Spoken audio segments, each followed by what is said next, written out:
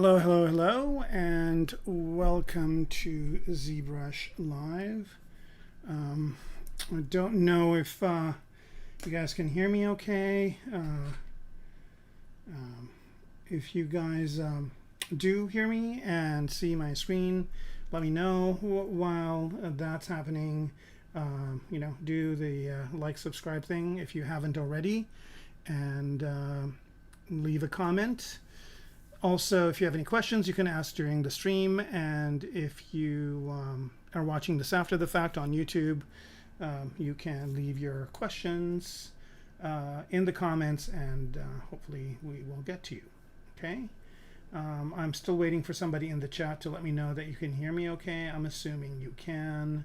So I will wait a couple more seconds, and then we can continue working on this robot. So in the last couple of weeks, I was working, or the last time we streamed, I was working on a gun, and I'm not going to do that today just because there was some gun violence here in the United States, and so I'm going to refrain from doing that today, but we'll pick it up again at some point.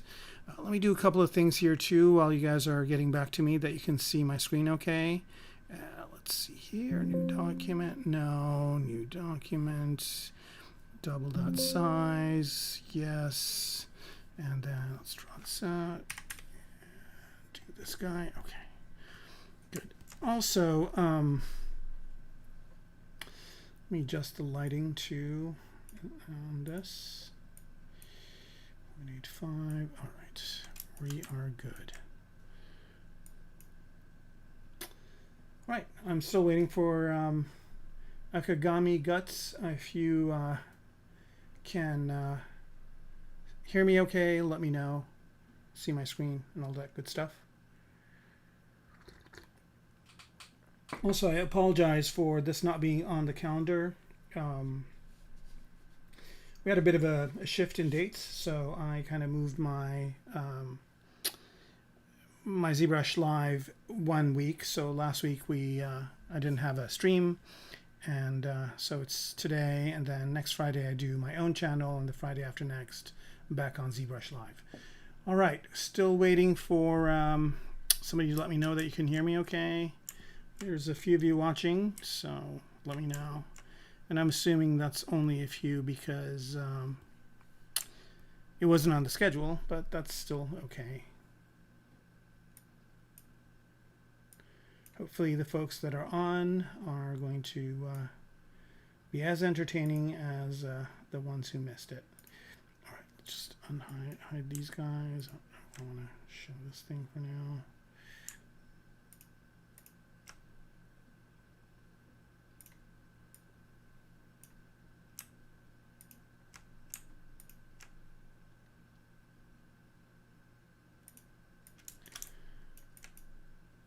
All right. Okay. Great. Thank you, sir, very much, Bhavana. And yeah, let's go. All right. So what to do? I was kind of hoping to work on the rifle we were working on last time, so I didn't really give this too much thought. But there are plenty of things to work on here. Let's do these guys. I don't know where I left this at. Okay, so is this, yeah, I thought so. That's okay.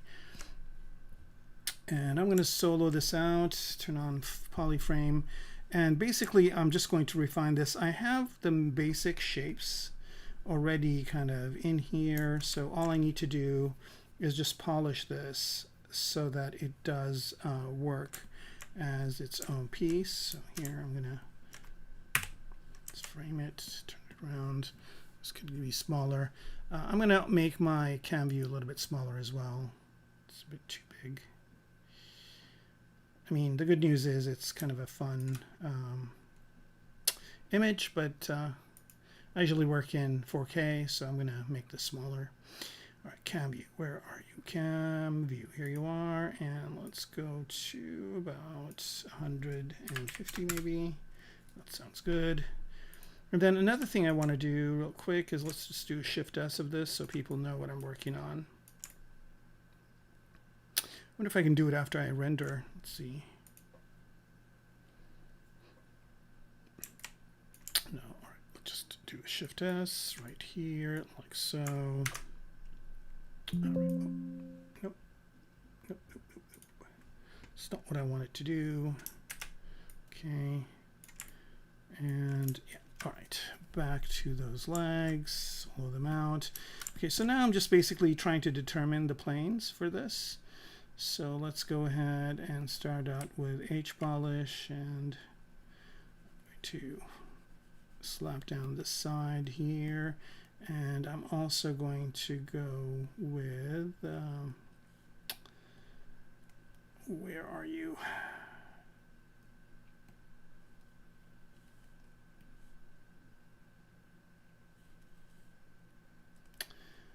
Thought I had these already here. Select rectangle, plate. Okay. All right, yes. Okay, so I'm just going to, I'm getting this at an angle that I want. Let's turn symmetry on. I've clicked to solo on, so if I click on the screen, it solos it out. Yeah, I wasn't scheduled because I missed, well, there's a couple of reasons. One is I missed the deadline for putting in my dates. I thought I had dates going all the way to the end of August, but I only had them until the beginning. That's the first reason. And then the other reason is because I also shifted everything by a week. I was meaning to do this a while back, and this was the perfect opportunity. So anyway, I mean, worst case scenario, you missed it. You can always watch these on YouTube, and if you have questions, you can always ask them in the comments. Like, just say at this time you did this, and, you know, can you explain blah, blah, blah. And I'll either do it the next time I stream, or I can, I mean, if it's not too much to type, I will do it. I will just answer it in the comments. But if it's like a big deal, I'll just answer it the next time I stream. And I also want to say that I am very happy and impressed that people look at the schedule.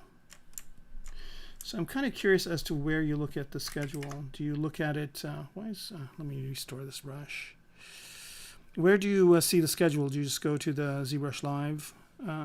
Reset current brush. Okay, there we go.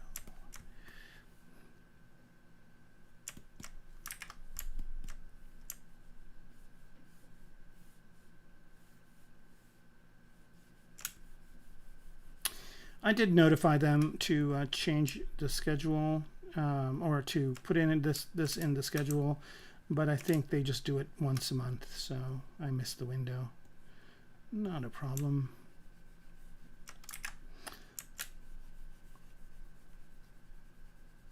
It's so funny because some of the systems that they use, especially the one for calendaring, is one that everybody doesn't like. They're looking for something better, so hopefully they'll find one.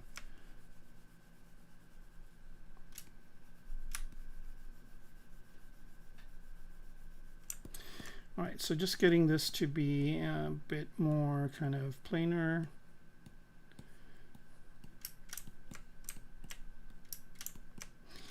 By the way, here's an interesting trick on how to make this work as well. Is you can do it with booleans, and I'm considering doing that just because it seems like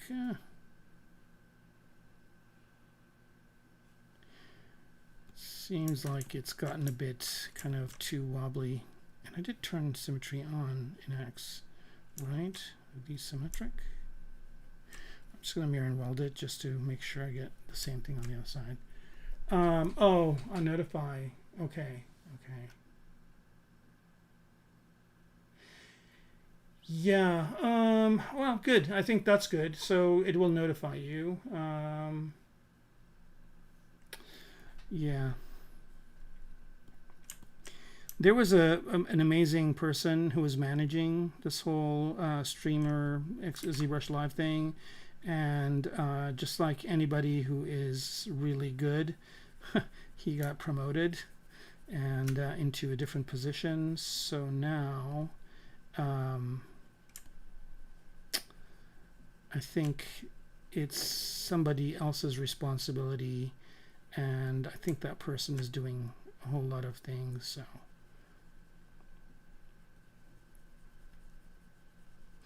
again, I think the best thing would be to create some sort of self-service way of doing it, and I think they're looking into it, and soon it will come into play, so that whenever you schedule it, it will just show up in the system.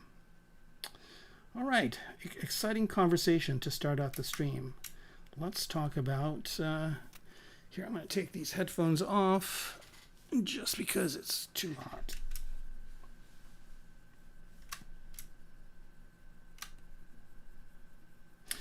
All right, I don't know if that part's even going to show.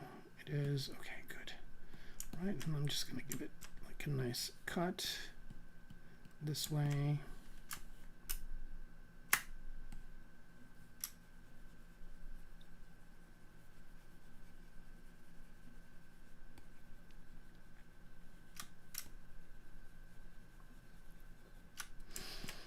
Okay.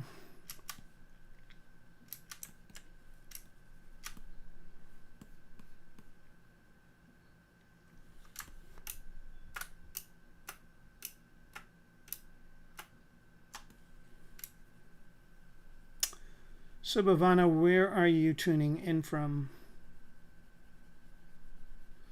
What time of day is this for you?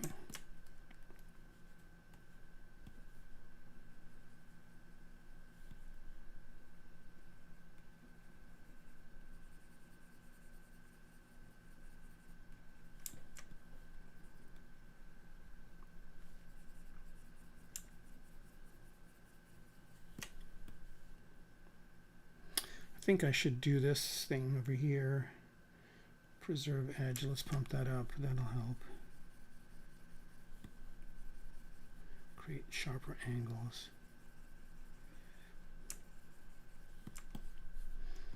Right, that's looking okay. And then the thing about these things is they are, change my mask brush here. The thing about these things is they, like if they're just solid metal, they're not as strong as if they were reinforced somehow. So I'm just going to go and do that.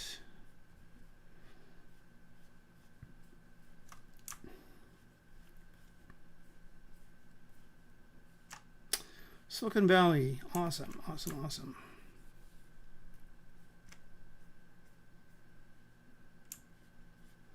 Where in Silicon Valley are you? Cupertino. All right, so here I'm just going to go ahead and sharpen the mask by pressing Alt and Control and clicking on it, and so I get something like this. And then I'm going to do apply round corners to it. And apply round corners is a macro, right? So it's under here, under macro and miscellaneous, macros and miscellaneous. It's in, this is, some of these don't come with ZBrush, some of these are personal macros, but some of these apply round corners to mask does come with it. Okay, so there it is. Let's make sure it's on the other side. All right, and now what I want to do is I want to figure out, okay, so what's a good way to kind of divide this? And I'm just going to polygroup this just for kicks so I can get it back. And I'm going to try and see. It's a bit too big of a brush.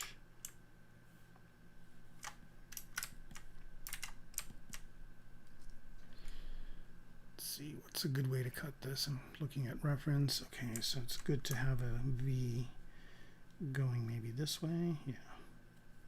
Palo Alto, awesome. Yeah. Man, I miss Silicon Valley. I haven't been up there for a while. I used to go all the time.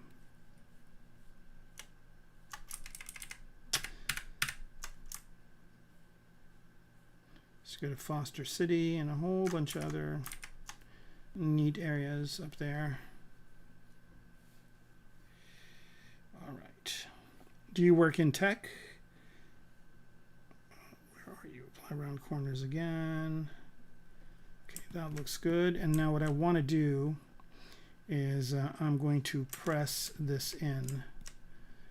So I'm going to invert the mask, press W, and just pop the gizmo over here and push it in. Now, I'm getting a pretty harsh kind of edge there, and that's not what I want. So what I'm going to do is just soften that mask by just control clicking on it like that a couple of times, and then let's see if that gives me a better result. It kind of does and kind of doesn't. So the reason why is because I want this to be softened. So I just inverted the mask again and softened this. Invert it again. And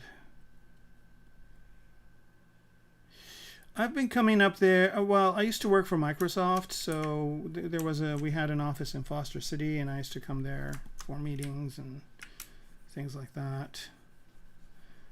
Also, I have a lot of friends in Silicon Valley, so all right, that looks good.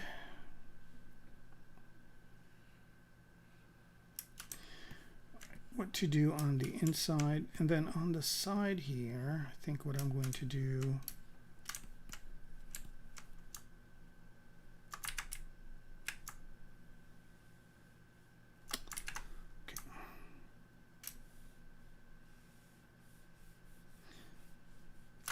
why did that not work?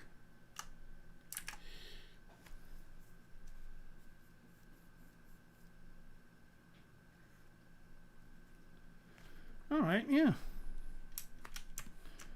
Maxon Universe rules. Everything in Maxon is so good, and I'm glad that in a way I'm exposed to all the Maxon. Here, I'll just bump up Lazy Mouse here. I'm glad I got exposed to some of the Maxon tools because I don't think I would have used them. Like, I don't know if I would have used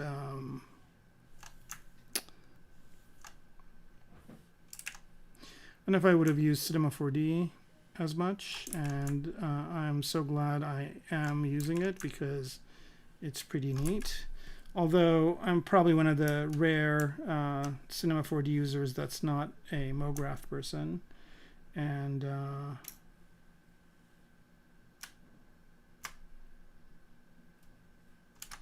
it's so not what I wanted to do. All right, let's try this one more time.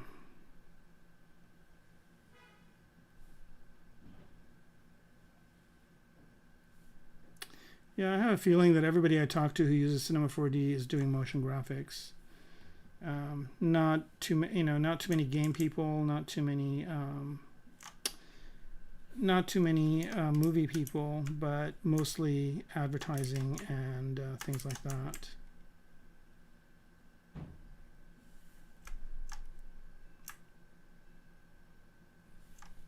All right, let's apply these rounded corners to this. And let's invert the mask. Oh no. And let's soften it, invert it, and let's push this one out.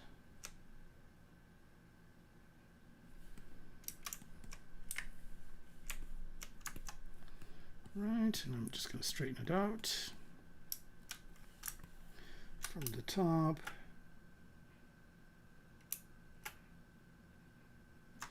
But Redshift is pretty cool. Like, I really like rendering with Redshift in Cinema 4D. And I also really like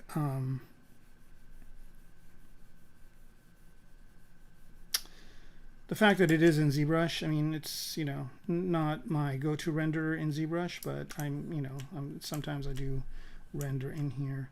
All right, so what to do over here? I'm going to put in, this is a kind of a nifty thing to do. Let's see, where is it? Is it here? No, it's probably under smooth and polish. Trim, planar cut. No, where are you? Trim hole.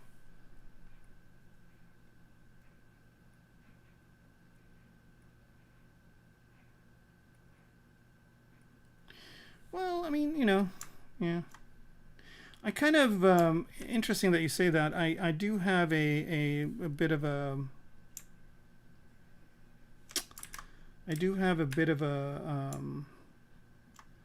passion for graphic design. So if I were to do MoGraph stuff, like I would love to do like some graphic design project using motion graphics, but it's definitely not my, it's not my passion by any means. Not to say that I don't admire what MoGraph people do. There's some amazing MoGraph stuff being done with cinema. Although I often wonder, like, how much of that will AI do?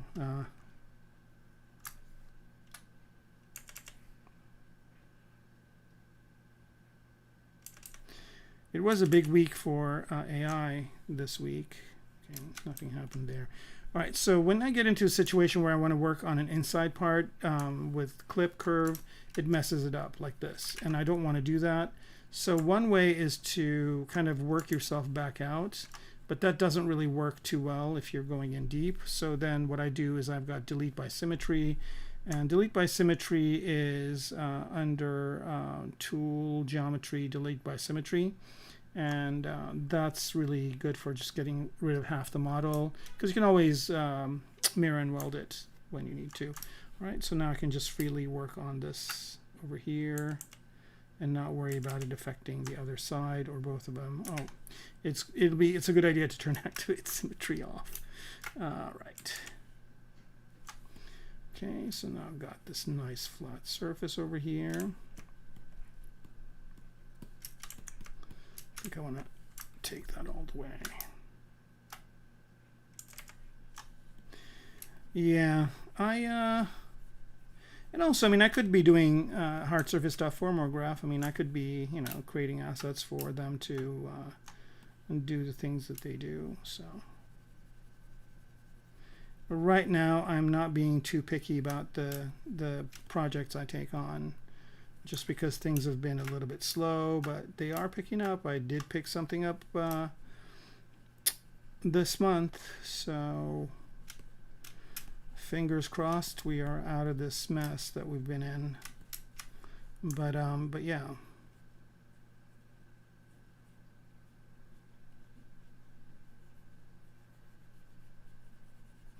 I think there's more investments being done in the movie industry in California. I think that's helping a little bit. All right, here I'm just sharpening this. Let's do the rounding again. And just keep doing this until it becomes better, and then soften it. Okay.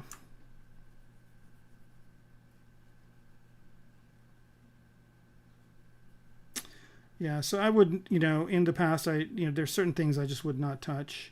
I wouldn't touch MoGraph stuff. I wouldn't touch certain advertisements I wouldn't do or whatever. And I mean, I had a lot of work coming in, so I didn't really care. But nowadays it's like, oh, you want me to animate a poop jumping up and down? Sure. So.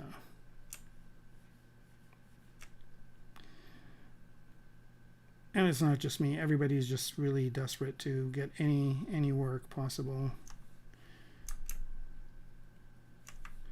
Just because there are a lot of people kind of in desperate situations too. It's just not a really healthy time for people who do what I do.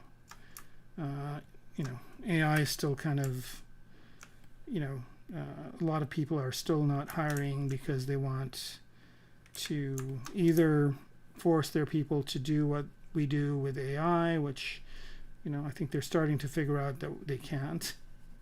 And also because I think they overhired during the pandemic, also because of the economy, also because of a lot of reasons. Thanks.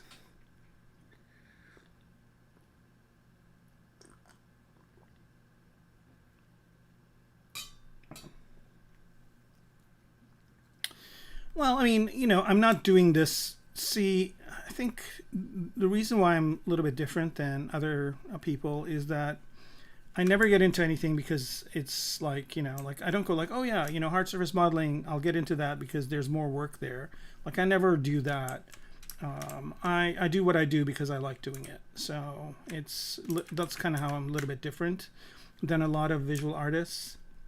Like when I taught, when I asked my students, I had a questionnaire for them at the beginning of every class.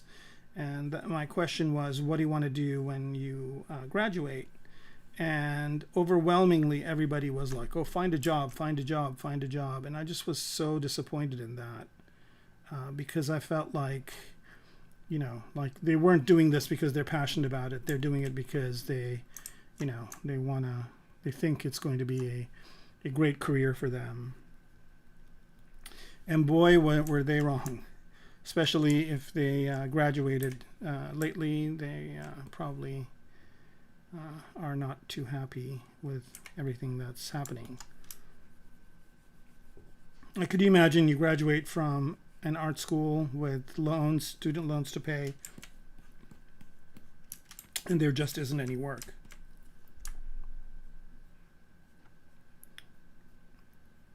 It sucks. And I think that AI is going to really hurt, more than anything else, it's going to hurt people who are starting out because a lot of for lack of a better, more politically correct word, a lot of people who just start in a company do the kind of the crap jobs or the jobs that like, senior people, don't want to do. So a lot of that's being done by AI. So when people are graduating from college, I think this is not a good way of doing what I'm trying to do. I think this is good enough like that. Right.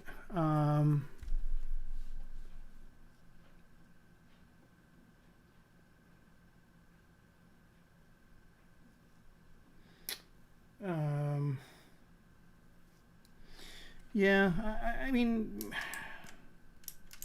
I don't know if I agree with you saying AI will get you there. Like, I don't really see AI getting anybody anywhere. I don't know. I think the excitement is just overwhelming about it because it's new. And then every week there's like some new fun thing coming up. It's like, oh, this week it was like nano banana. Like, oh my God, nano banana, look at what I can do. I can take my grandfather's picture and, make it look like it was taken last week with a blah, blah, blah. And so, I mean, that kind of stuff is exciting and it resonates well with the layman. It resonates, like I have a friend of mine who just showed me a picture of him and his family done with AI in a cartoon form, and he was just so tickled by it, and I just couldn't help but leer at him as like, why is this exciting to you? It's so boring. But I mean, like for the average person, that's a novelty,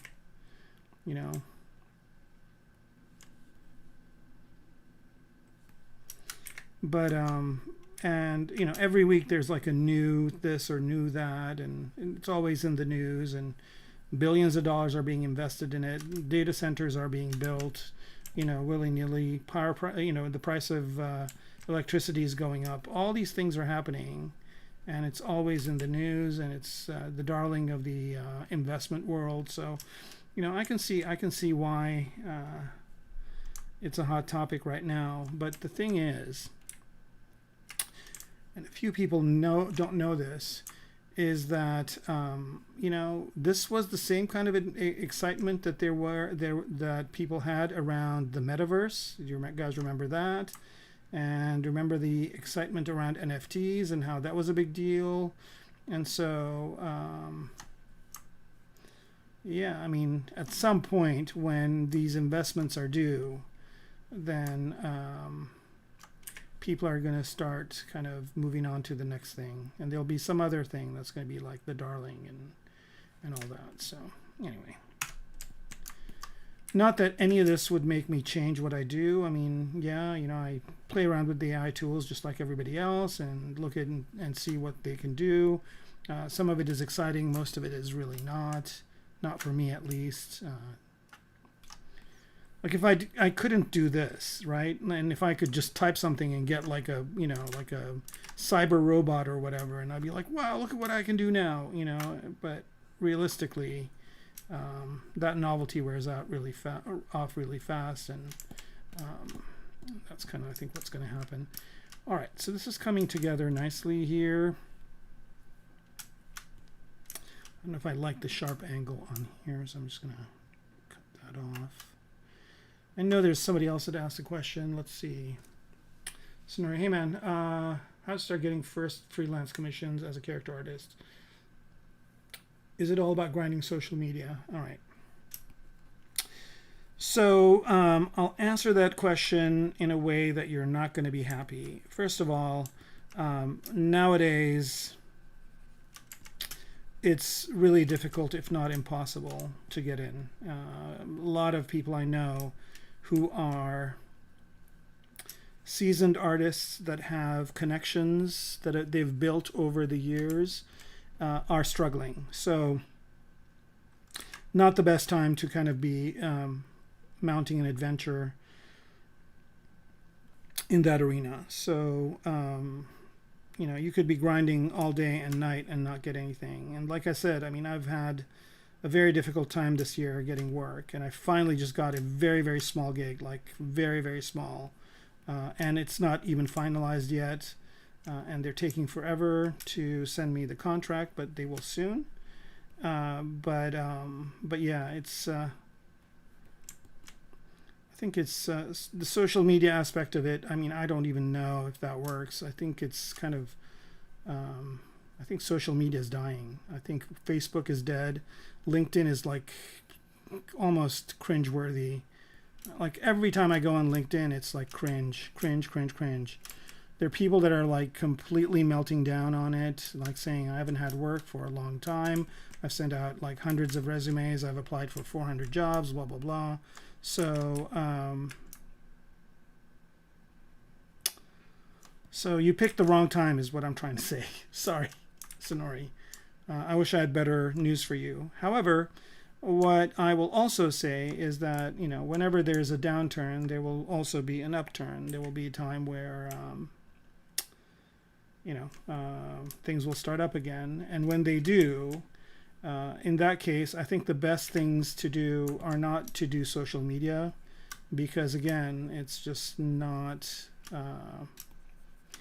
what it used to be. But what I would do is try to go to events. So there are events that happen in California here. A lot of events happen, but all around the world, there's all sorts of events that are going on. So I go to those events, movie opening. You know, like sometimes the directors or people are at a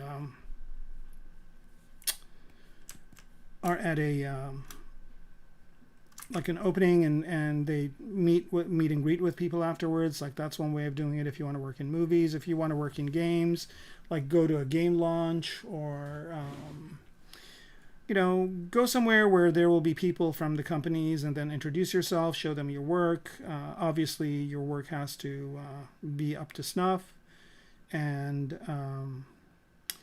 continue to do that until, you know, you get somebody you know, interested in hiring you. But yeah, it's pretty dismal. It's pretty dismal for freelancers right now. It's really, really bad, and it's also you know, people are being laid off right, left, and center. It's not a happy time in this business. But there have been times like this where, for one reason or another, things have changed, and you know, so. But yeah, the movie business is like, you know, going through some very, very big tectonic shifts. You know, a lot of it was done here in California, and a lot of it is shifting. They did invest some money back in here to get some productions going, but it's not just that. I think a lot of the politicians don't understand what's going on. Like, they have no idea. I think they think, oh yeah, if we just get, you know, a few shows made here, that'll make the difference, but it's not going to. So, where are you? What, Signori, where, or Signor? Is it Signor or Signori? Oh, it's Signor with a Signor. Okay, so where are you? with an exclamation mark. What part of the world are you in?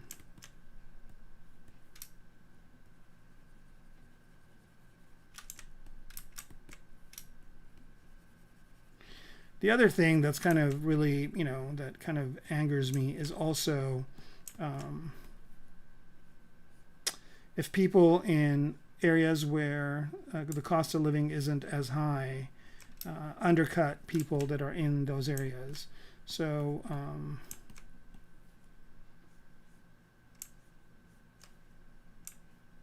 I think if you do that, you're not helping yourself. You're harming the whole industry.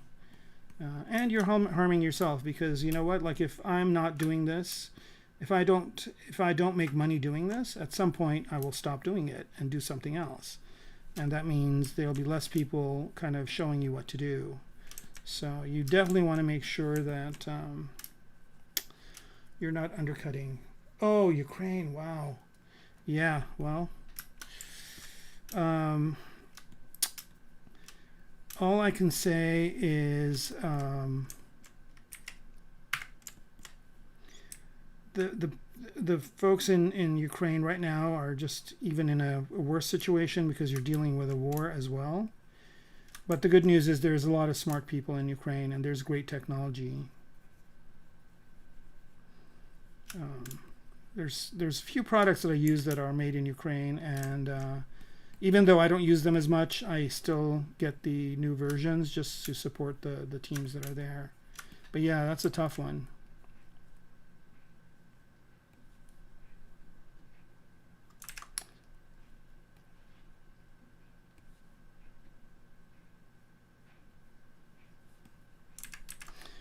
I mean, as tough as it is for us, at least we're not dealing with some of the difficulties you folks are dealing with. So I'm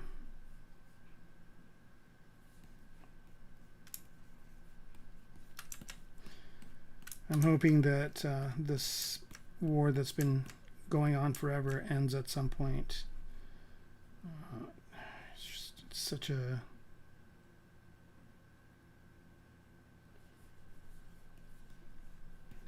It's such a difficult thing. Oh, what's this? Where'd that come from? How did I get that brush? That's weird. Oh, I know how I got it. I know exactly how I got it. I pressed this, and then I picked the brush that was there. All right, so it's MAH polish. There it is.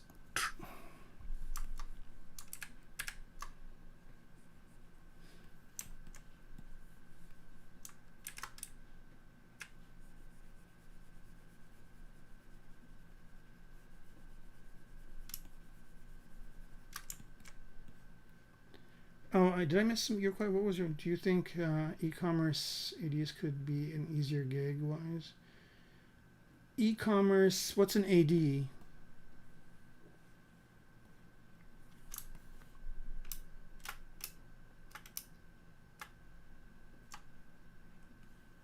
E-commerce advertising, you mean, or what do you mean?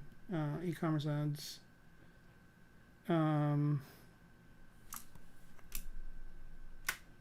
Like doing advertisement. I'm trying to get this at the right angle. I don't know if this matters actually. I'll just pop something on top of it. Okay, so this is kind of good enough, I think, to yeah, advertisement. That's what I was assuming. I'm glad that's what it is. Yeah, I mean, you know, like I said, now I would, I would take any type of work, be it in advertising, games, whatever, because just times are really tough. Right now, the game is survival, right? And then once that ends, then we can go back to picking and choosing what we want. But yeah, like I found myself applying to all sorts of companies that I don't think I would want to work for. I applied at a defense contractor. I applied at a aerospace company. I applied to a lot of companies that I applied to an automotive company. I applied to all sorts of companies, like sent out so many resumes, so many prospectuses, and I am lucky if I get a rejection letter. And I'm not the only one in this situation. So many people having the same kind of difficulties. So, you know, here's kind of what I would do if I were you, is I would try and find work in Europe versus the US. I think the EU would be more sympathetic to wanting to hire you than the US would be right now, just because the US is kind of in a bind. I don't know what the industry is like in Europe, but I think it's a little bit better. I've got friends who moved there that are doing well. I guess it depends on what city, of course, and what country.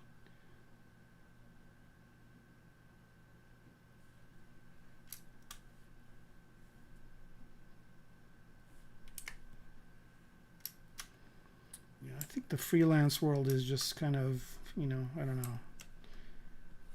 I think a lot of people that I know that were in freelance are wanting steady jobs, just because when you are freelance, you are you're doing a job, and while you're doing that job, you're also looking for your next gig, right? And you know, like before, I would be doing my job, looking for the next gig, but I wouldn't be looking like, you know, hard. I would be like, okay. And I'd also like have opportunities to turn people down. I'd be like, you know, I kind of don't really, this is not my thing. I don't want to do it, you know.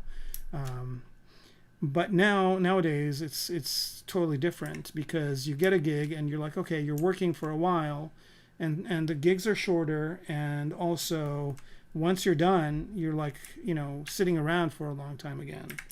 So so that's why a lot of people that were doing freelance desperately want to get a steady job, just because they don't want those downtimes.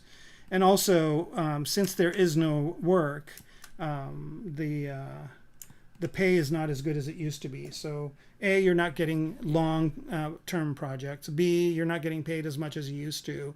C, the cost of living is going up. So you've got all these things just hitting you. So that's why a lot of people that I know that were in freelance are desperately looking for full-time jobs.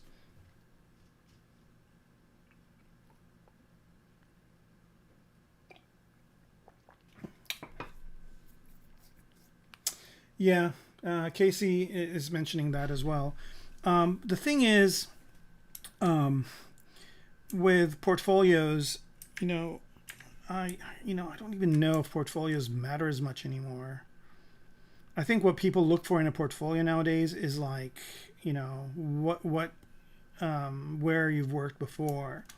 And even then, I know people who've got portfolios with like movies and games, like AAA games and heavy duty movie work in their ArtStation and all sorts of stuff. And they're just, you know, they're just not getting the work. So yeah, it sucks. All right, I think this is good enough to mirror and weld on the other side. Let's see what it looks like. Okay, that's okay. I think what I'm going to do here is I'm going to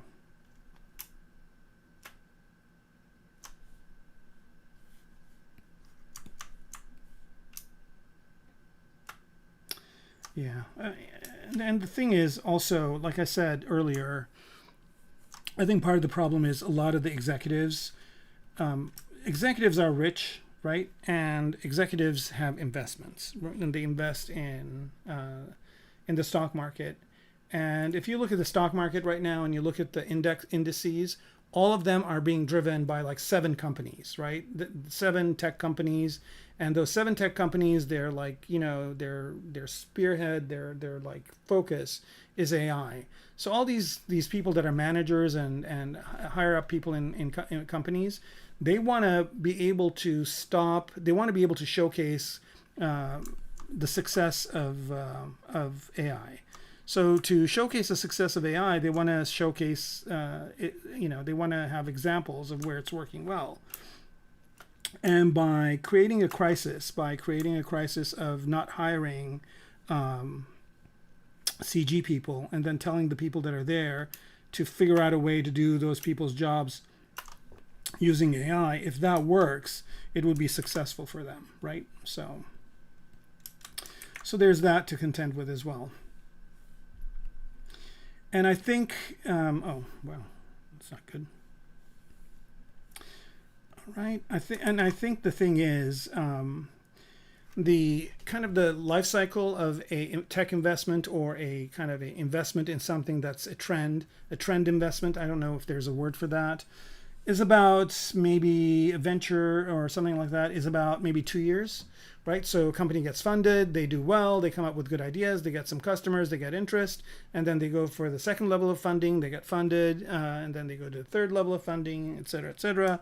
And so they have to show some sort of revenue potential in 2 years. But I think with AI, there's just so much money invested in it. I think that is going to be even more. So I'm thinking probably another 2 years at the most. I think you'll see a lot of winners and losers in the next year. I don't think the big guys are going anywhere. I think Google will continue to invest in its AI.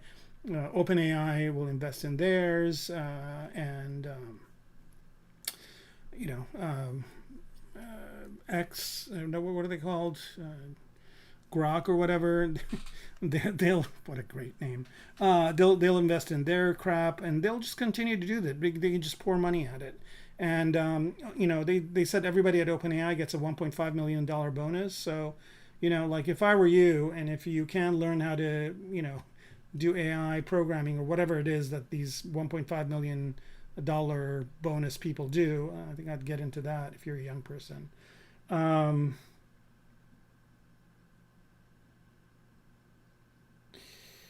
The industry is looking for generalist roles or senior roles if they do pop up. Yeah. I don't know. I can't. I can't be a generalist, because that means you only know so much about so much. So you're always like, when you get a job, you're always learning on how to do the thing you're going to do. Because, the minute you start getting deep, you kind of start not becoming effective. Being an expert in something is kind of dangerous too, because then if there's nothing pertaining that type of work, then you're dead in the water as well. So I don't know. It sucks right now. Is kind of the best thing I can say. Sorry. But it sucked before, and things got better, so you never know. My hope is that, and I think I might be right in this, is that AI is not going to do what it says it's going to do. I think it's just going to do some things well and then completely fail at other things. And then, once that's determined, then the hiring will begin again.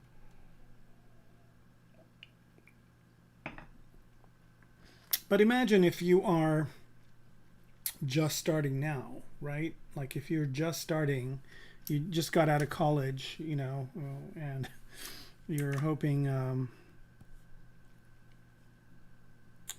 let's see what happens with this. You just got out of college and you have all these loans and there are no jobs. You're really, in a tough situation. And just to kind of give you some frame of reference, there is if you are a graduate of Harvard University in business, or an MBA from Harvard, those are jobs. Oh man, don't crash. Okay, good. Let's quick save. If you are somebody who just graduated from Harvard with an MBA, those people used to get jobs right away, and it was good jobs too, good paying jobs. And I think this last season, what's all this crud in the inside here? Just do fixed mesh on this, and let's do another ZBrush at half. But all the people that graduated from Harvard MBA program, I think 25% of them did not find jobs. This is the first time it's ever happened. So just from a jobs perspective, Not just what we're doing, just everything else is kind of a slow period right now. And like I said, it happens, and sometimes it recovers fast, and sometimes it takes a while. So I would say, in the time that you have, try to get better. That's what I'm doing. I'm learning new things. I'm kind of delving into things I didn't know.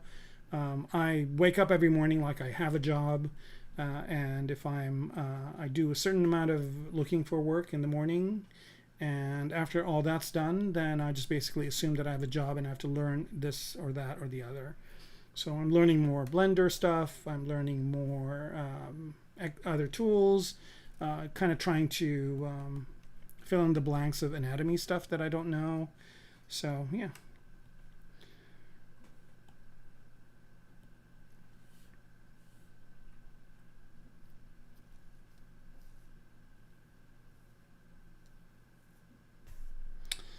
But yeah, but being in Ukraine, like, you got a whole other thing going on too. So I think that yeah, I think that the games thing, I don't know if I would agree with nobody's investing in them. I think there's still companies investing in the old kind of school games. What's going on with this? Why is this so complex? Here, I'm going to, looks like there's a lot of weird stuff going on in the inside here. Is this masked? It's not masked. Okay, what I'm going to do is, first of all, delete by symmetry here. I don't need both of these. And then this one that's left, I don't know why these are so dense. So I'm just going to, I think what I'm going to do is Dynamesh them first. That's not good. Let's go up in resolution a bit. That's not good either. A little bit more.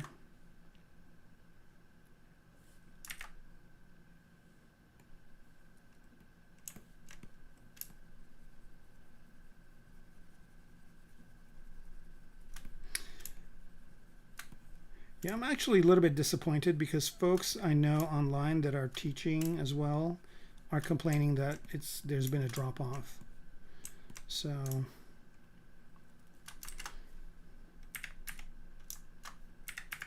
I think everybody's just looking for a way to kind of survive this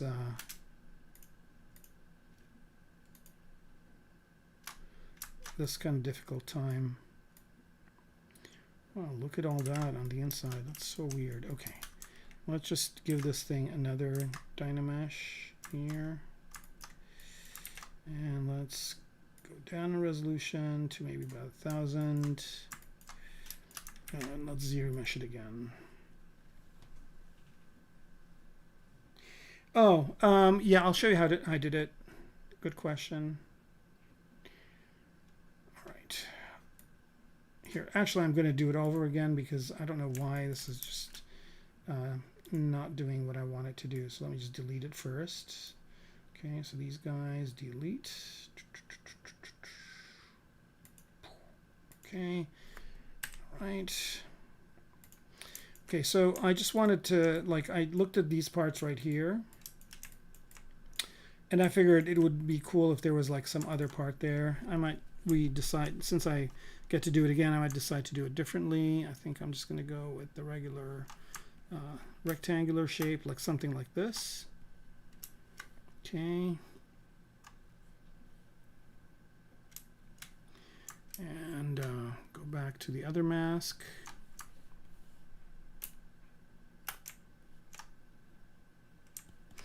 Okay, so now what I want to do is I want to pull out this part. Now there's different ways of doing this. If you don't have this plugin that I'm using, which you can get for free, I think, and the one I have is a paid version, but there's also a free version, and it's this, oops, and it's this thing called Extract Pro Plus, and I don't know if it's just a plugin. Just look for it, Extract Pro. There's the Pro, I think, that's free, and then the Plus is you have to pay a little amount of money. I don't think it gives you anything else. But if you didn't have that, this is how you would do it. You just go to extract, which I think is at the bottom of the extract here, right? And then you do an extract. And that kind of shows you what you're extracting. I don't have any thickness here. I'll just add some thickness, extract. Whoa.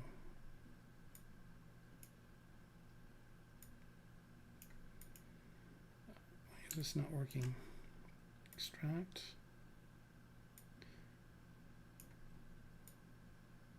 I'm going to use this top slider.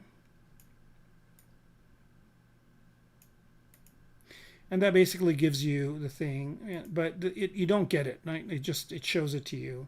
And then you accept it. And when you accept it, it just creates it. And then, however, it's in the same subtool. No, it separates it out. Okay, so that's how you do it. But Extract Pro Plus does all that for you in one shot. So you don't have to really deal with the thickness or anything like that. It just does it for you. All right, let's take a look at this thing. Is it any better than before? Okay, so for some reason, it just is doing this weird kind of funky stuff over here. And I don't know why it's doing that. It did it previously as well. Okay. So I'm just going to delete this one as well. And do it with the way I was doing it before. With the plugin. However, I want to see where that area is that it's doing the funky stuff in. And I don't know why it's doing that, but I think it's somehow intersecting with itself. Okay, so I'm going to do the Extract Pro Plus on this. There it is. And the next thing I want to do here is give it some thickness. But before I give it the thickness, what I'm going to do here is go in and fix that area that is funky. So first I'm going to do a fix mesh, and then turn polyframe off so I can see the inside.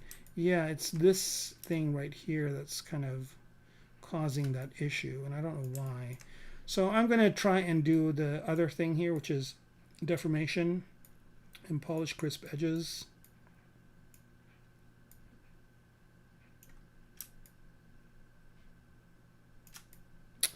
Yeah, I don't know why it's doing this. So what I'm going to do is just cut that piece out.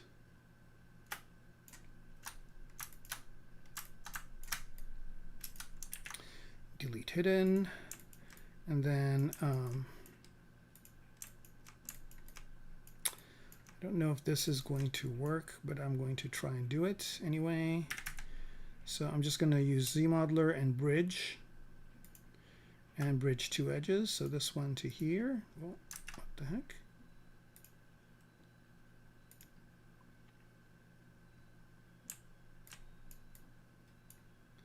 Solo this out. Oh, what's happening is I've got allow click to solo, and when I do click, it's bringing the other piece. Why is this not working? Is it? It could be cannot be used with current mesh is partially hidden.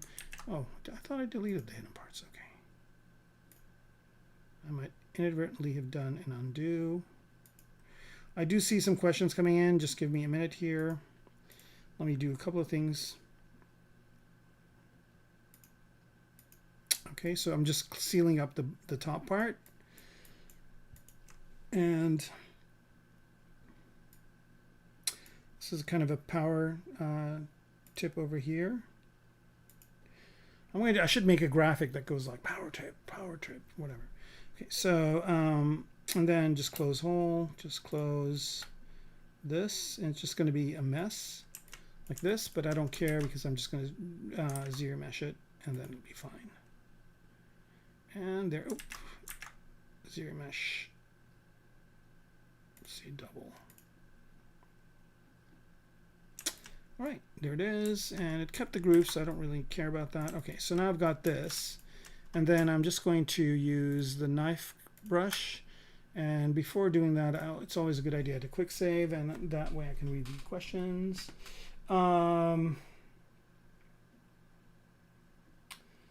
extract. Okay, yeah, most of the go towards enemy, and I think.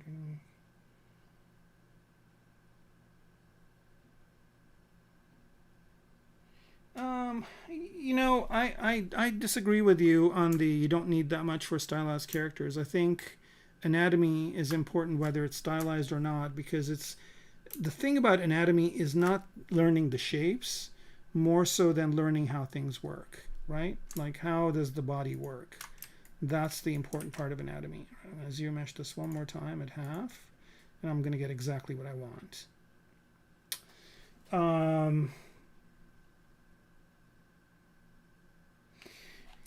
So that said, I don't think you should be that concerned with like knowing every anatomical term or anything like that. I mean, I know some friends of mine that know like they know anatomical terms like doctors do, and it's impressive. You don't need to do that. I know enough, but not everything. But I think it is important to know how things work, how things connect, where the muscle pulls from, what it pulls, how it kind of interacts, where the tendons are, where everything is. I think that's kind of a critical thing to know. And honestly, about 80% of the artists out there, when I see their work, I don't see, I see anatomical errors that are just horrendous. Same thing with mechanical stuff. Like there's a lot of hard surface artists that are doing things that you just look at and you go like, no, it doesn't work that way. I mean, I'm sure that like a mechanical engineer will look at my robot and say, oh my God, this is so wrong. However, it is, it is reasonably believable. And it does kind of, suspend disbelief enough. At least I think it does. So that it works. Okay, so now I'm just giving this some thickness. It's too much. About there. Let's just make sure everything is coming across okay. All right, and let's see what that looks like.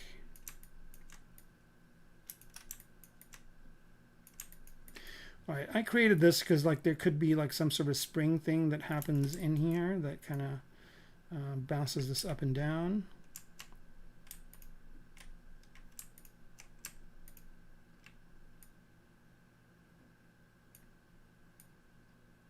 The foot is really, like I haven't really done any work on the foot, so I just need to do that in a little while. Okay.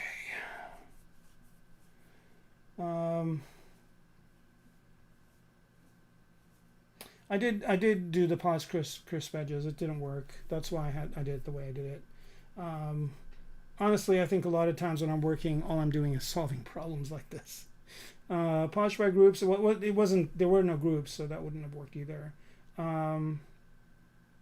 Yeah, and I think there's somebody who streams on here that does do stylized anatomy. I forget what his name is, but he does some really amazing streams. You should watch his stuff.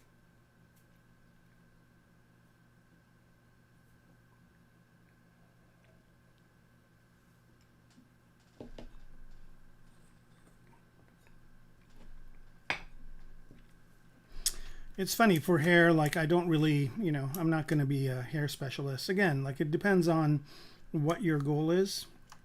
If you're doing games or whatever, hair is different. If you're doing movies, hair is different. And I think hair is like one of those things where I think it's like AI, like nobody's really done it right. It always looks fake.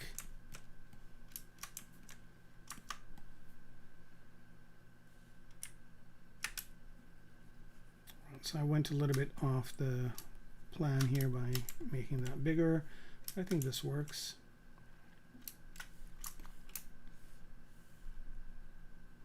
And here I'm just chopping this thing up right, left. Oh, when did that happen? Let's see, didn't do it? No. I think I'm just going to do this clip curve.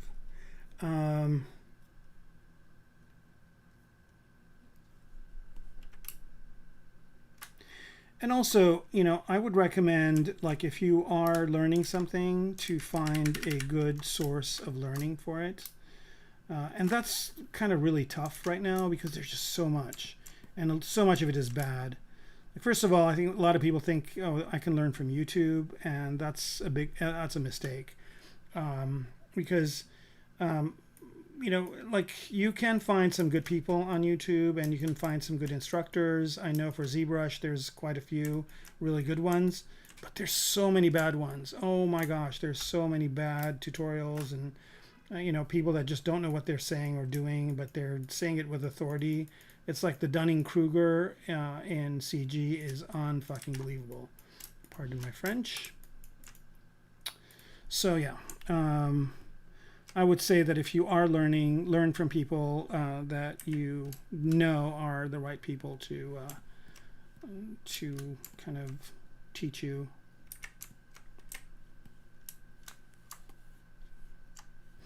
I thought of doing online classes. I'm still considering doing them. I don't know. My problem is I hate doing administrative stuff, so if I find somebody that will do all that for me for part of the profits, I would be more than happy to entertain that idea. But I just don't have the time or energy or the expertise more than anything else to do it myself. I've asked my sons to help, and they have absolutely no interest. It's so funny. It used to be, you know, children used to want to get into the parents' business, but I think that's kind of changed. Oh.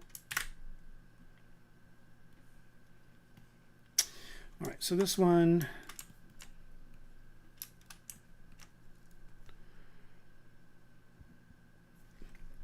I have to create some sort of a swivel for this.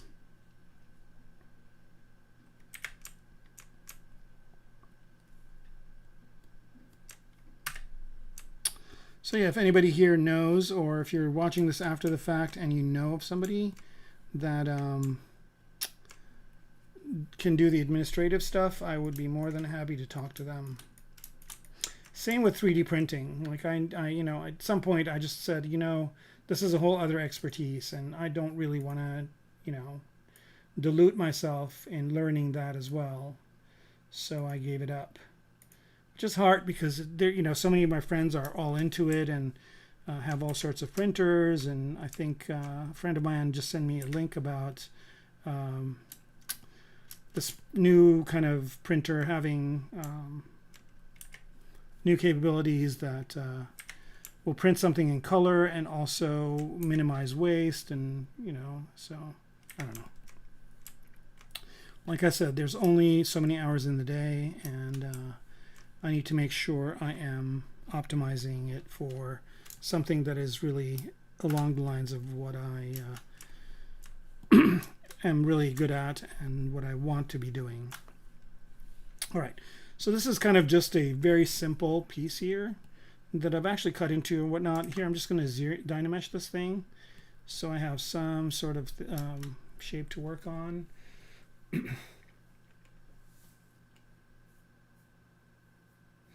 Yeah, Casey, I hear you. I know what you mean. I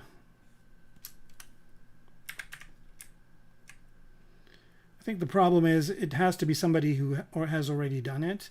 Another thing I could do is I could, like, you know, teach with an existing type of service, like somebody who already has it, all that done. But then those people ask for way too much of the profits. So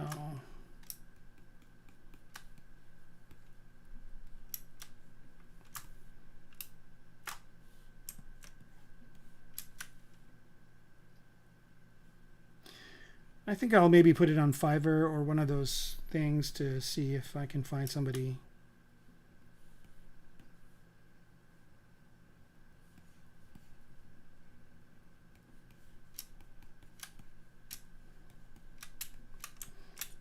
Right, so here I'm just trying to figure out how to do the feet. Man, I'm looking at some of the advancements in robotics nowadays. Ooh.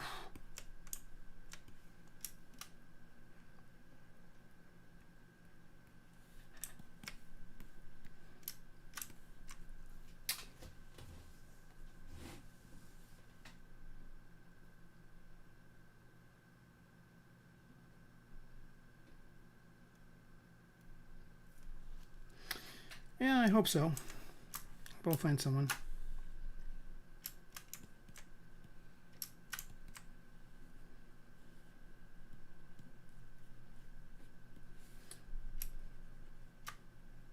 Ideally, it would be somebody who wants to, you know, make a career out of it and needs a place to start.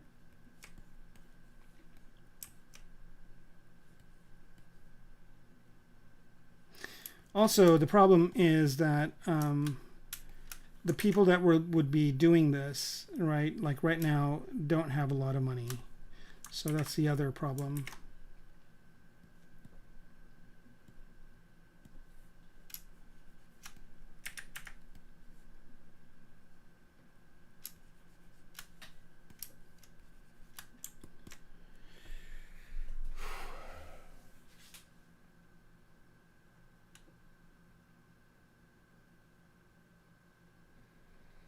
Yeah, I don't know. I know Shane, who does streams here.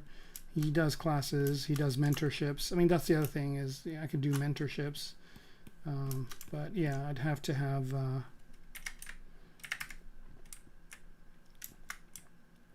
maybe Discord channel or whatever. I think the other part of it that's hard is like if you do a tutorial or whatever, people record it and put it online, which is so kind of not smart. So the trick is to do more customized tutorials or customized training, like one-on-one, so it doesn't apply to everybody.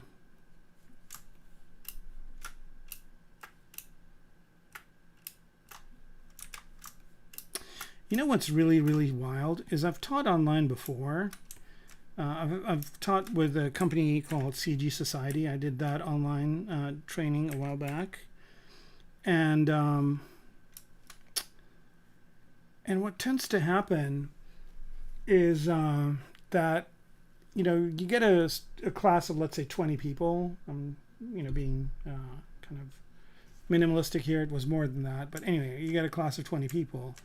And of the 20 people, you start giving them assignments or whatnot. Like maybe like 3 or 4 do it, and then the rest of them just watch.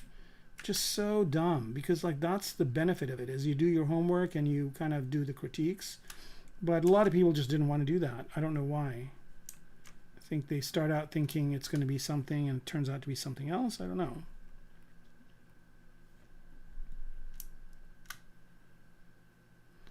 What the hell?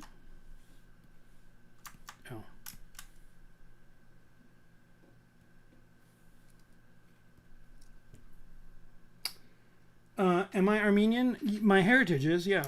Ara is an Armenian name. Last name is Armenian as well. Definitely.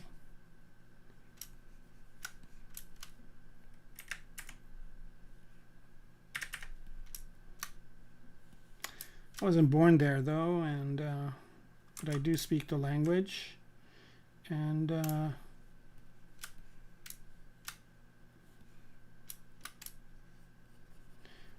definitely learned all the history and everything in school.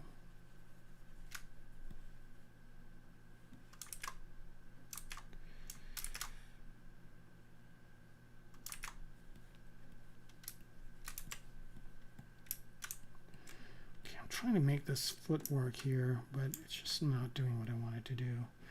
Right, so I'm going to do something else here.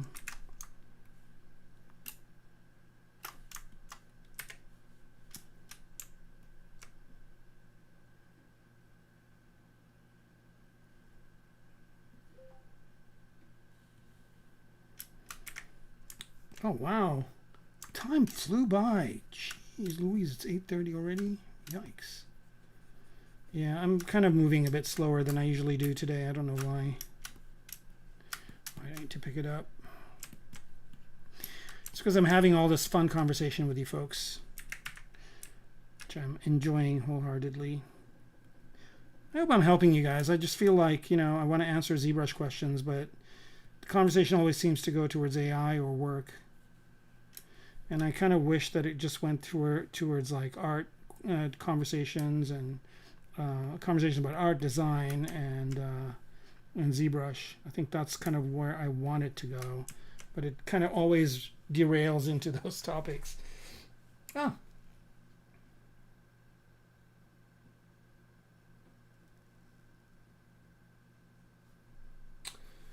Good. I mean, you know, it's kind of one of those things where it's nice to know the language, but honestly, unless I meet another Armenian person, I'm never using it.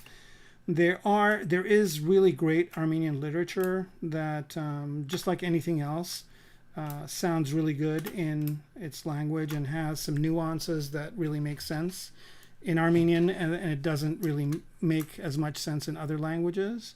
So it's good to know for that. And there really is some amazing literature out there. Amazing stories, amazing poetry. And if nothing else, it's worth it for those reasons, worth knowing it. Okay, so here I'm just going to use the inflate brush to see if I can make a ball out of this somehow.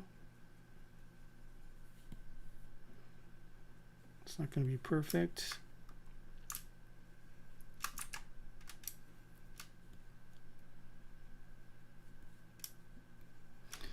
I'm making the most horrible looking foot ever. All right. Absolutely.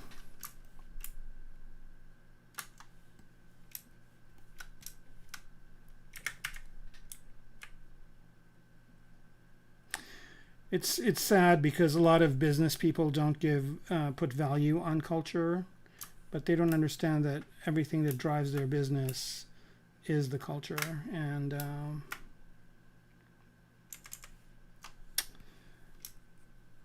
I wish that more business people understood it, but they don't. I mean, that's why they're good at business, because that's what they understand.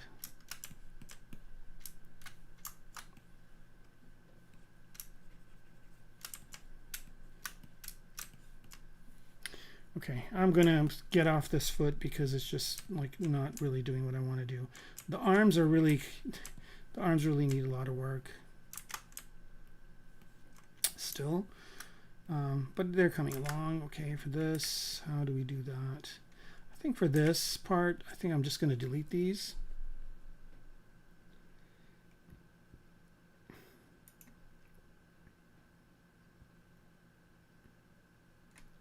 Oh.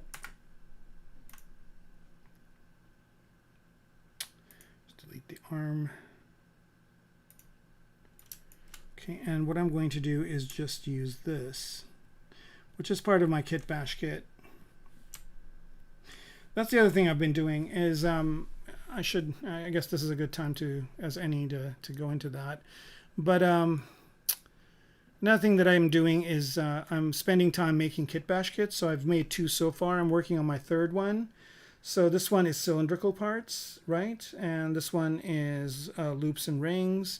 And of course, there's my 2 other ones. The primitives one, if you don't have it, folks, get it. It's free. You can just go download it. And then if you want to leave me a tip or get some of these extra parts that are in the Pro version, you can just buy this one. It's $5. I have my UI colors for ZBrush downloadable for free, and these are all on my Gumroad. So my Gumroad is basically kermaco.gumroad.com.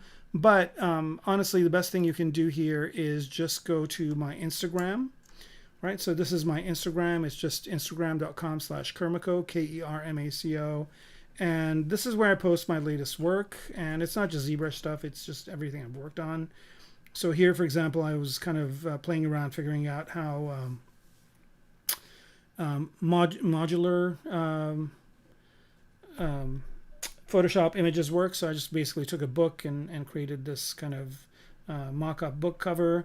Here, these are all done in ZBrush, by the way, and all rendered in ZBrush, not using Redshift. This is just BPR render. All of these guys are just plain ZBrush BPR render.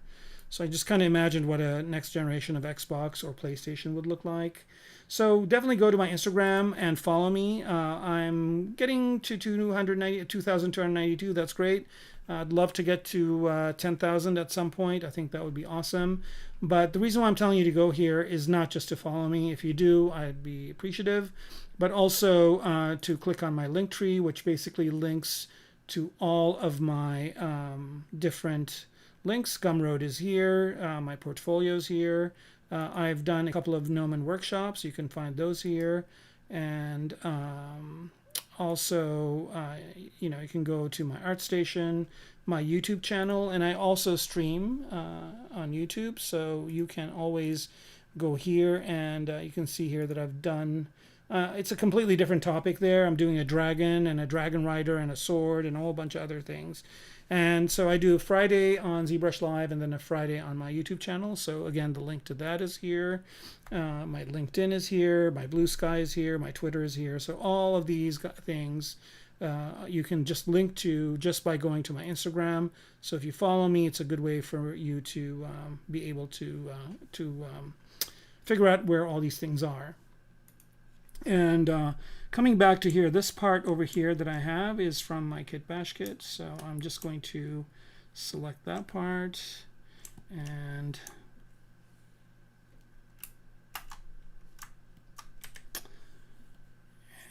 just let's make sure that this is parallel. It is. And just extend this out.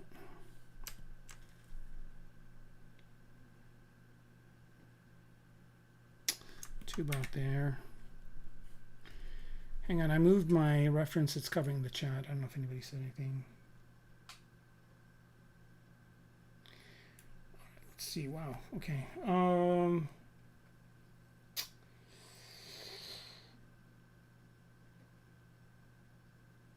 I just ZBrush. Yeah, me too. That's usually what I do. Is I just have a stream up. I mean, it's either a ZBrush one or some other. I mean, I'm always having something going on in the background.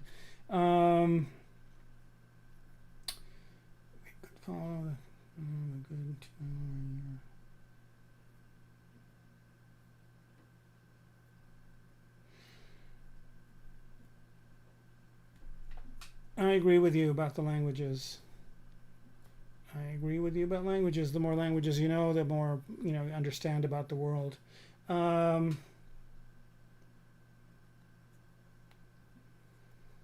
Yeah. Hans, you're kind of I don't know what you're where did you start? Yeah, all right. Okay, so that kind of looks cool.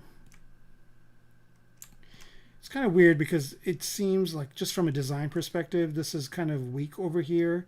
Like it would be, I mean, there is enough power to hold up this arm. And I'm assuming that these arms just aren't really that kind of, they're plated, but they're not as heavy, like they're not full inside.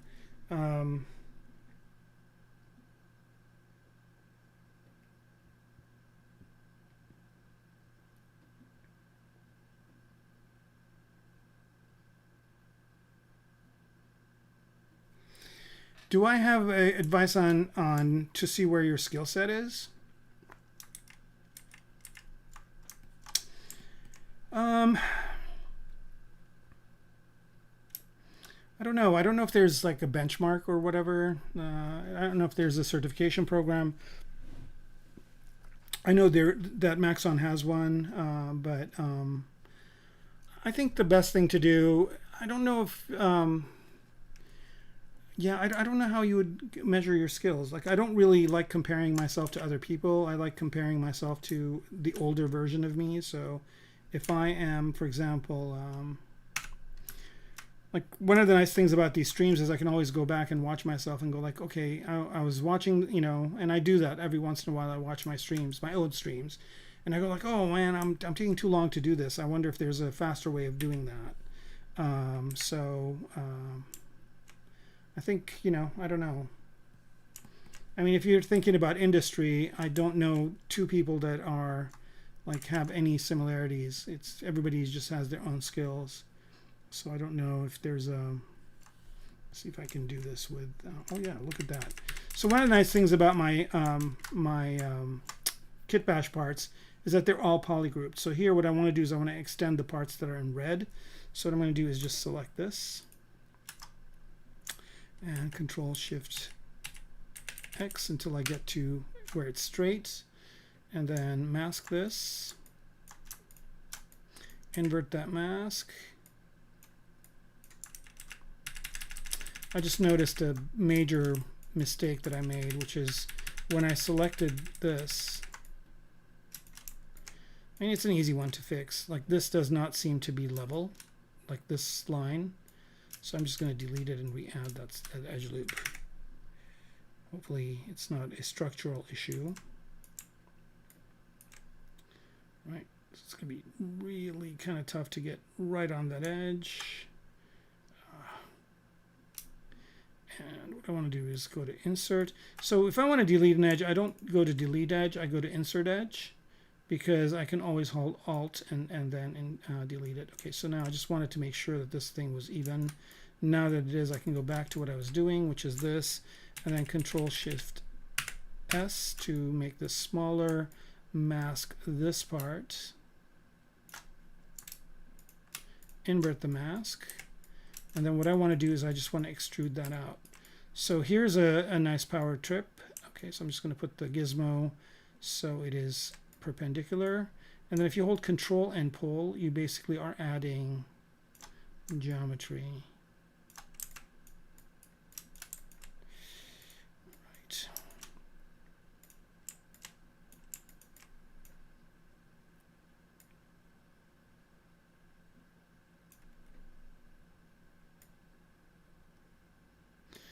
All right, that worked. Now, what I want to do is take this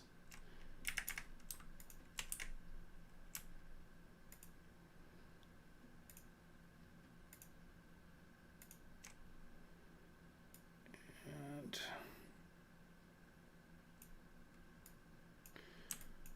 I don't want to rotate it. Let's see if this is, okay, good. It's not an arbitrary angle, so I'm just going to do this and see if this works.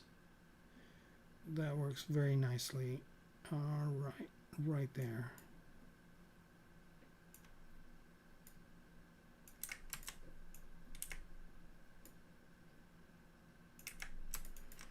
Let me push it up a bit.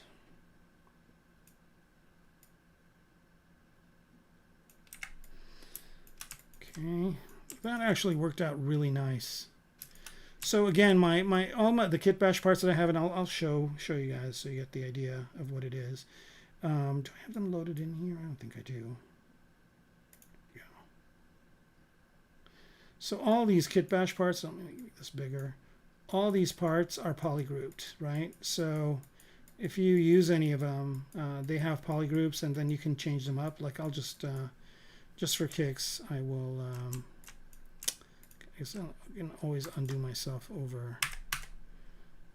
Make sure this is at the right place.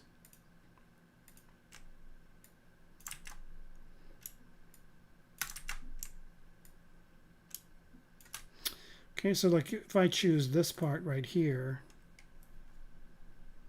let's unify that. Let's unify my UI. Okay, to make this a bit smaller so it's not taking up the space. And there's Unify. Where's that part?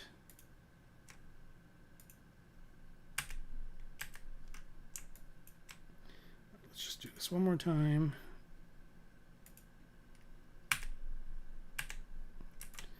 I don't know what is going on here, but let's go back to where this is. Okay, there it is. So maybe it's got multiple subdivision levels. No, it doesn't. Okay, so let's just pick a different part. Okay, and unify. I don't know what's going on.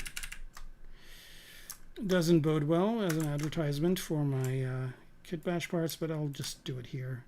I'll just go to Polymesh 3D, W. So if you're in the gizmo mode, you can just cycle through these, and I'll just focusing on them. Just go up and down this list. You can't do it with arrows. You can just cycle through them. But all of these, like let's say this part right here, right? You look at this part, and if you go to polyframe, it's all polygrouped. So like if I want to pull this part out, I'll just go and isolate it.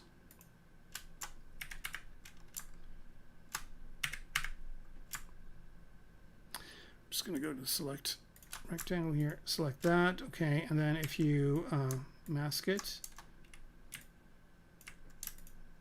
and invert the mask, you can just did that invert? Didn't invert. You can just do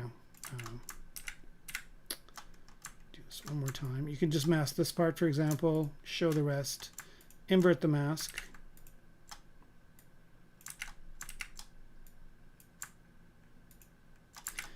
Why is this not working? I think ZBrush is kind of rebelling. I don't know why.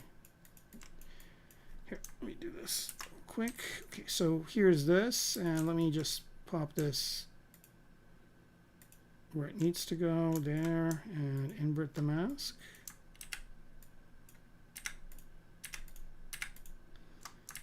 I don't know why it just doesn't want to invert that mask. Oh, that's why. It masked the whole thing.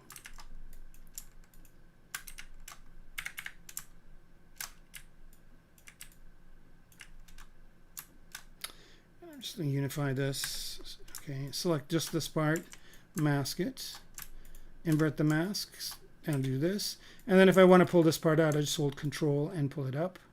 Now I'm making a whole other part, right? And if I want to go like this, right, all the topology is just going to work perfectly.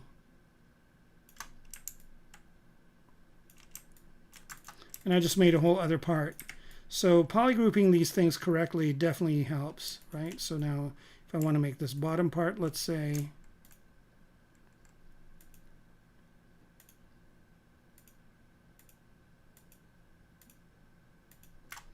like that, mask this, invert the mask,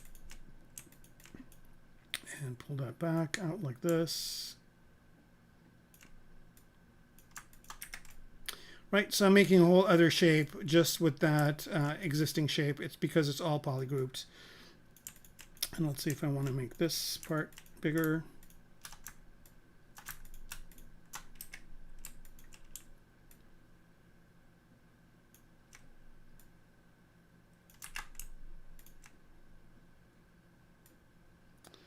Right, so you can create some really interesting hard surface shapes. And like if you go to dynamically subdivide this, it's going to subdivide really nicely.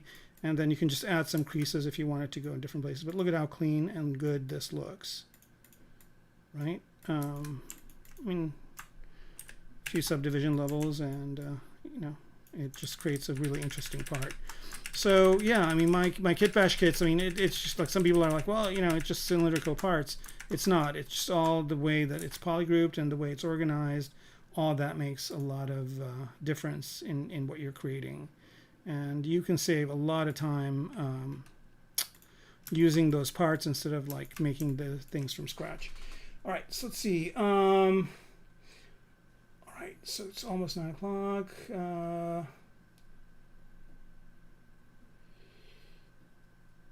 Find a streamer that does portfolio reviews. Yeah, I mean, it's always good to get ideas.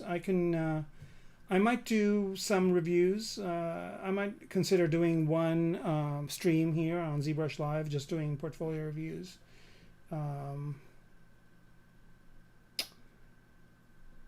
That's a good idea. Okay. All right. So as we're talking amongst yourselves, that's always good. All right. So now I've got this kind of working here for the arm.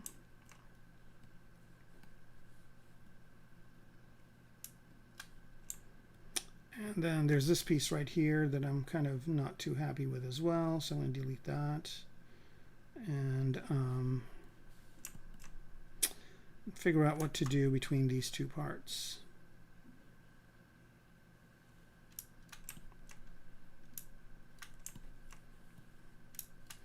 All right, so for one, I'm going to go ahead and use the pizza boxes or just this part right here. Let's turn that on first. I just want to move these arms so they're aligned. Hopefully I don't have anything masked there. I don't. I do. Shoot. Okay.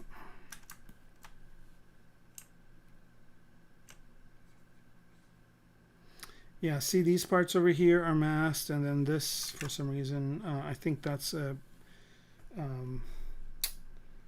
still Z-spheres, so it doesn't matter, but the circles here do matter, so I'm going to see if I can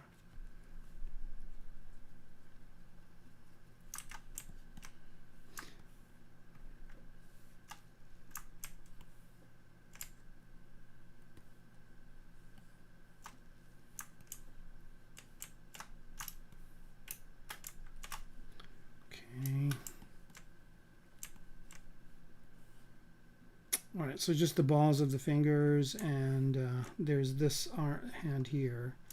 So let's just go back, and let's go ahead and unmask these things. So here we go, there, hand R, there's the hand R. See if I can include it somehow. Okay, that worked.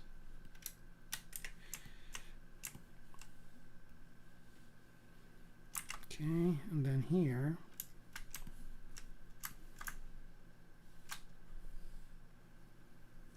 yeah, I think the balls are all masked for some reason. I think there was a subtool master thing to do this. Let me see. Well, another thing I could do, which I shouldn't, is move the whole robot. No, I don't want to move the whole robot. I just want to move the hand. Okay, so the only thing is these guys right here. And let me see if I can find where these guys are.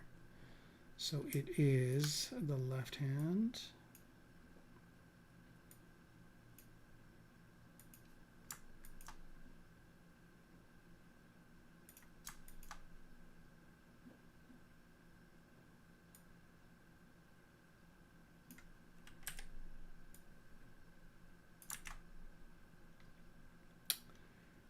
Don't understand why it's still masked. All right, let me take a look here. I did organize these just a little bit, not much. It's the hand body here. Okay, that's a different part. Doesn't have the balls. Nope. All right, but this one does, I think. Okay. And yeah, it's just the fingers. That's not a big deal. Easy problems to solve.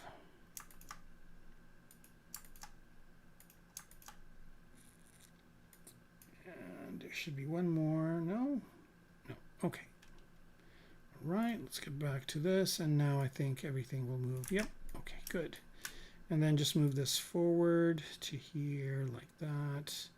I just want it to be a straight line. I had a nice gesture for it earlier, but it's a straight line. All right.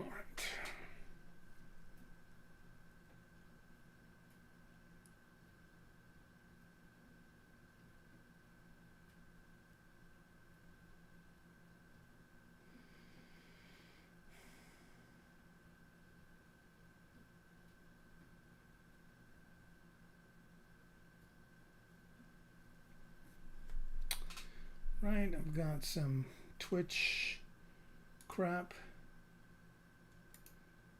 Let's see if I can, abusive chumps. Let me see if I can take this bozo out.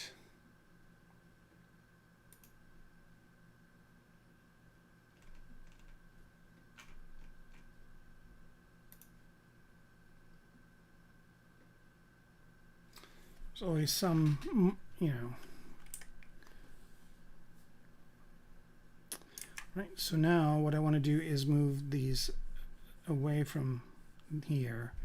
So I'm just going to do this and just move this over, activate symmetry, this over out this way. Now I've got this at an angle of 15 degrees. I've done that with the shift key, so I'm just going to do it this way.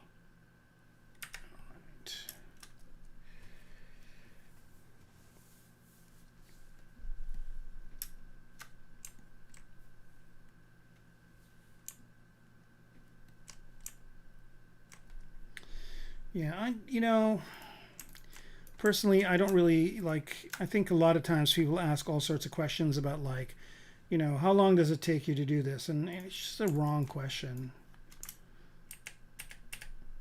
I don't know anybody who is really kind of valued in the industry that people say, you know, we really like what you do, but you just take too long, so we're not going to work with you. Like that never happens, okay? So, and if you're thinking about that because you want to know how much to charge somebody, I think you should learn different negotiation tricks, because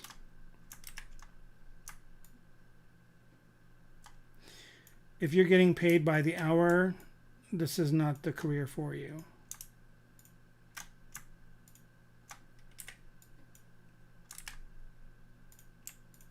I mean, obviously you don't want to take forever to do something, but on the flip side, you know, like, I'd rather do it right than do it fast. I just watched the F1 movie, and there's something in it that they say that my son actually told me before, which is slow is smooth and smooth is fast. Such a good way to look at it. Right, so here I'm just kind of using the same type of trick I did earlier for the arm this way, and I kind of like how this is looking. It's because it looks manufactured.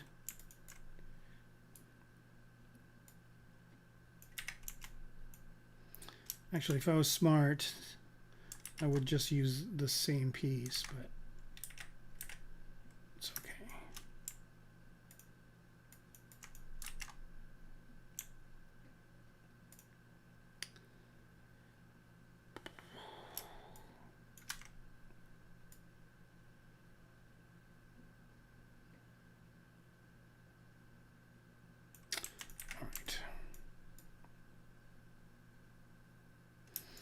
Yeah, that kind of creates a nice look, manufactured look, and I can, you know, add parts to that as well, like maybe put a pipe or something in between, but that's good.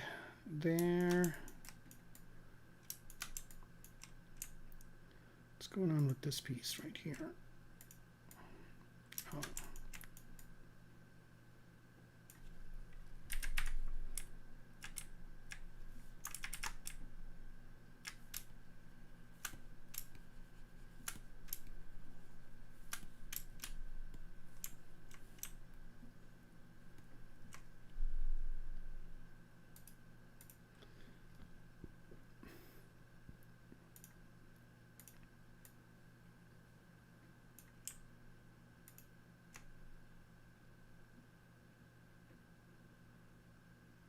I think I did a thing where I unhid everything, so there are parts that I had dismissed earlier. I should get rid of those parts.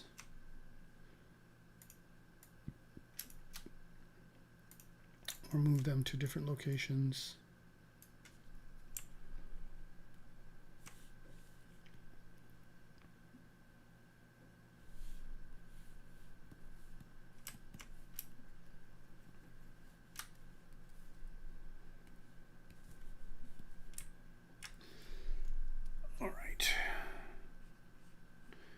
Almost at time, folks, so if you have last minute questions, this is the best time to ask. I usually wait a little bit, but I can't today because I got another thing I got to go to right after this is over. So I'll just give you about 10 minutes to ask your last questions. Again, if you guys joined me live, I appreciate it. Thank you for joining me live. It definitely makes this experience better. I invite you to join me live also when I stream, not on ZBrush Live, but on my YouTube channel. And I'll have to figure out a way to create a calendar for that, as well as send reminders and invitations. I know A-Cube does a really good job of that, I've noticed.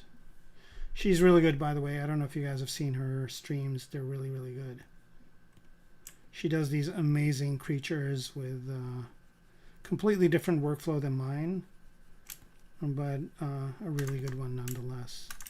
Okay, let me just close holes here. Looks like there's some. That's not what I wanted. What is going on here? All right, so here's another power tip. There's like this thing that's going down here. I don't know why it is there, but I'll fix it in a minute here.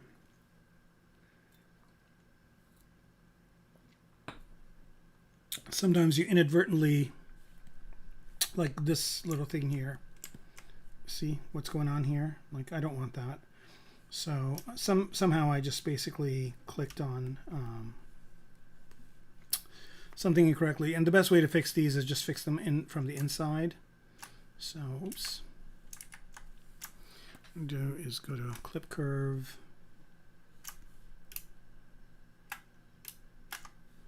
Okay, that just fixes it right there. I probably just used the move brush when I wasn't paying attention or something and did that. And it happens in ZBrush every once in a while, so it's a good way to fix it. Okay, so it seems like there are no questions coming in. Again, last call, I guess, for questions.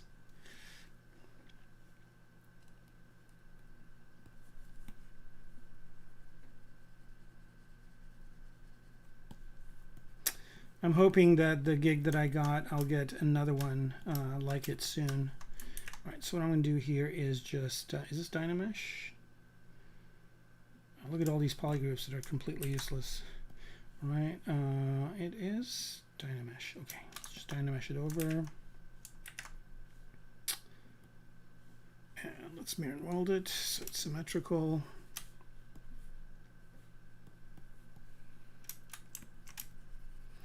And this here is just pure sculpting.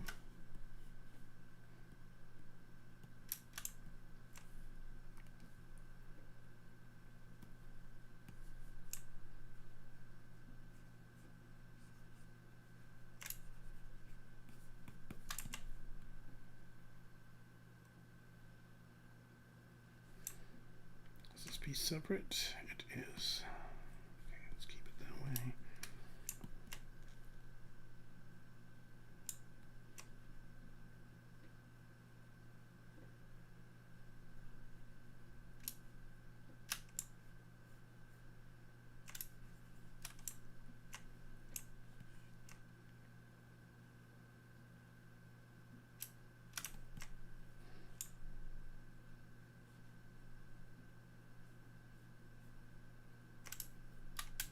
Just curious, anybody here on an interesting project right now? Like, is anybody just kind of on a fun thing that you're working on? I'll ask a question if nobody has one.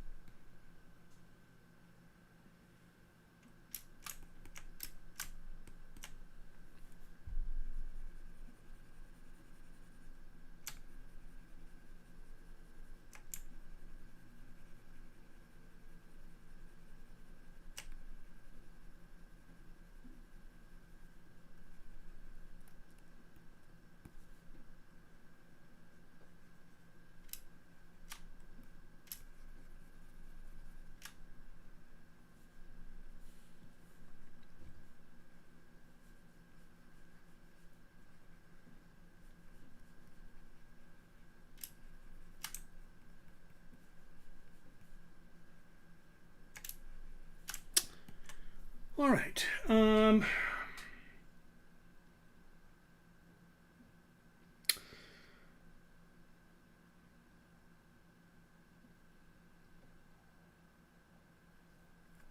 right, folks. Looks like there are no questions, and we are at time. So we did make some progress today. We did this leg here. We did this horrible foot, which I need to completely redo because I don't like what I was doing here. I was trying to hoping that it would come up with something compelling, but everything I did just made it look worse. But I'm sure I can figure that out. Maybe next time, maybe offline. And we did some work here on the chest. We did these arm pieces. So overall, happy for the work, and also thank you for the lively conversation, Hans Independence, and Casey, and all the folks that were joining me live. So again, I'll be continuing this on ZBrush Live, not next week, but the Friday after. And then next Friday, I'll be on my YouTube channel or on my Twitch, and then posting that video on the YouTube channel so you guys can watch it. Remember to go to my Instagram and follow me, right? So definitely follow me on Instagram. And remember that all of my links are on Linktree. Thanks again for joining me live, and happy ZBrushing, everybody. Have